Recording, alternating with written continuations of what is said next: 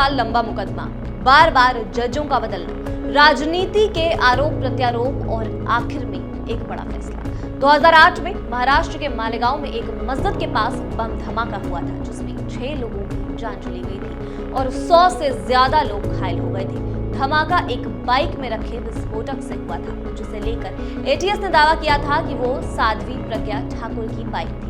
उसी आधार पर Sadhvi lieutenant colonel पुरोहित समेत 7 लोगों को आरोपी बनाया गया था। अब 17 साल तक ये केस चला और आखिरकार अब एनआईए की विशेष अदालत ने सभी आरोपियों को बरी कर दिया है। मालेगांव केस के आरोपियों को बरी करते हुए कोर्ट ने क्या क्या कहा, आरोपियों ने क्या क्या कहा और इस पर बीजेपी और कांग्रेस की क्या प्रतिक्रिया रही, आपको बताते हैं विस्तार से। नमस्कार, मेरा नाम है खुशी सक्सेना और आप देख रहे हैं एबीपी लाइव। कोर्ट ने साफ कहा कि सिर्फ शक या धारणा के आधार पर किसी को दोषी नहीं ठहराया जा सकता। सबूत पेश करना अभियोजन की जिम्मेदारी थी, लेकिन वो साबित नहीं कर सके कि बाइक साध्वी की थी या आरडीएक्स पुरोहित ने लाया था। कोर्ट ने यह भी कहा कि कोई भी धर्म हिंसा नहीं सिखाता और आतंकवाद का कोई धर्म नहीं होता। कोर्ट ने माना कि साध्वी प्रज्ञा ने धमाके से पहले ही संन्यास ले लिया था और भौतिक चीजों से दूरी बना ली थी, इसीलिए उनके पास बाइक होना भी साबित नहीं हो सका। वहीं लेफ्टिनेंट कर्नल पुरोहित के बारे में भी कोई ठोस सबूत नहीं मिला। उन्होंने बम की साजिश रची या आतंकवादी संगठन से जुड़े थे। आपको बता दें, इस केस में 5 जज बदले गए, जिससे बार बार सुनवाई रुकती रही। हर बार नया जज आता और केस फिर से शुरू होता था।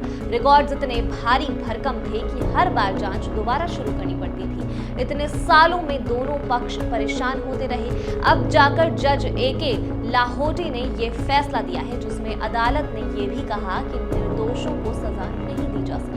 फैसले के बाद साध्वी प्रज्ञा ने कहा कि सिर्फ उनकी नहीं बल्कि भगवा की जीत है। उन्होंने कहा कि उनका जीवन बदनाम किया गया, ये केस उन्होंने नहीं पूरे भगवा ने लड़ा है। वहीं कर्नल पुरोहित ने कहा कि उन्हें जानबूझकर फंसाया गया और अब वे और भी जोश से देश की सेवा करेंगे। तो वहीं बीजेपी ने कोर्ट के फैसले का स्वागत किया और कांग्रेस पर आरोप लगाया उसने हिंदू आतंकवाद की थ्योरी गढ़ी, ताकि उस वक्त नरेंद्र मोदी और बीजेपी को बदनाम किया जा सके। वहीं कांग्रेस नेता दिग्विजय सिंह ने कहा कि वे कोर्ट का फैसला मानते हैं, लेकिन जहां धर्म का इस्तेमाल नफरत फैलाने के लिए होता है, वहीं आतंकवाद जन्म लेता है। हमने कभी हिंदू टेरर शब्द नहीं कहा। ये सिर्फ एक धमाका नहीं था, ये भारत की न्याय व्यवस्था की लंबी, जटिल और थकाऊ प्रक्रिया की तस्वीर थी। 17 साल की दौड़ भाग के बाद अदालत ने कहा, सिर्फ शक नहीं, सबूत लाओ, तभी कोई दोषी होगा। खैर, इस फैसले पर आपकी क्या राय, हमें कमेंट सेक्शन में जरूर बताएं और देखते रहें हमारा चैनल एबीपी लाइव।